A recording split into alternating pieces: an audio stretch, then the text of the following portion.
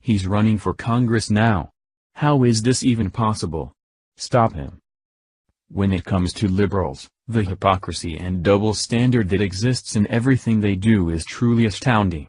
For months, liberals demanded that Trump be impeached over baseless sexual allegations that women have made against him, where his locker room comments he made a decade ago about grabbing PC was even enough in the minds of liberals to keep Trump from becoming president of the United States. Now, in an unbelievable move steeped in hypocrisy that only flaming liberals can pull off, a Democrat who was busted in a disturbing sex crime is not only walking free, but has just announced he's running for office. When it comes to liberals, they can continue to do whatever the hell they want without facing any sort of consequences. They can rape children and send pictures of their junk to underage children, even take trips to pedophile island, and no one bats an eye.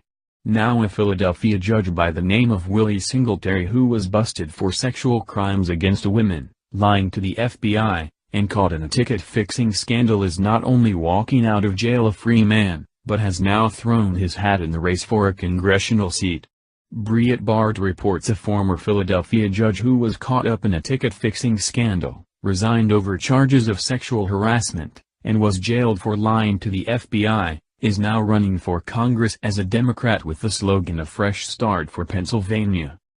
Willie Singletary, a former Philadelphia traffic court judge, has announced his run for the 1st District seat currently held by U.S. Representative Robert Brady, who is also chairman of Philadelphia's Democratic City Committee, according to the Philadelphia Inquirer. Singletary, 36, has quite a record to run on. In 2013, he was caught up in a ticket-fixing scandal that prosecutors at the time said benefited only Philly's rich and powerful and cost the city and state hundreds of thousands in unpaid fines. He was convicted of lying to federal authorities during the investigation. He served 20 months in prison for the conviction, ending his sentence in 2016.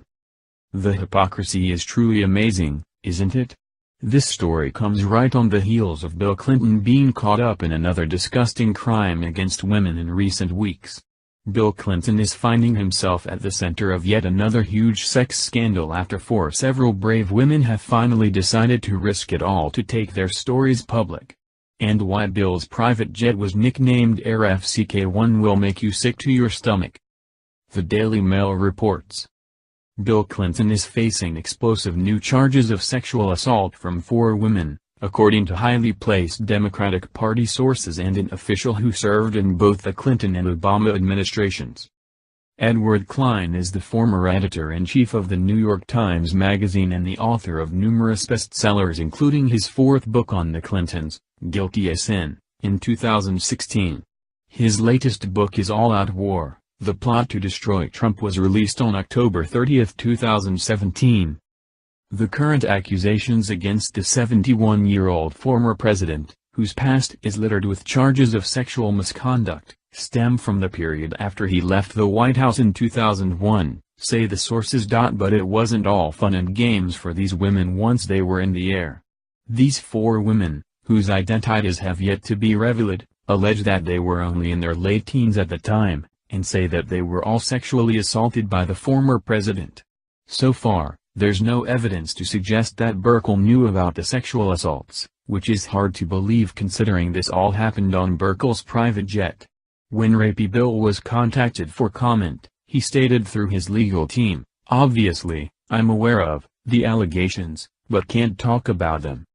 It's pretty sick how liberals keep getting away with their crimes, yet they want to declare President Trump unfit for office based on the fake allegations of women being paid to come out of the closet with accusations against him. The liberal hypocrisy never ceases to be amazing, amazing.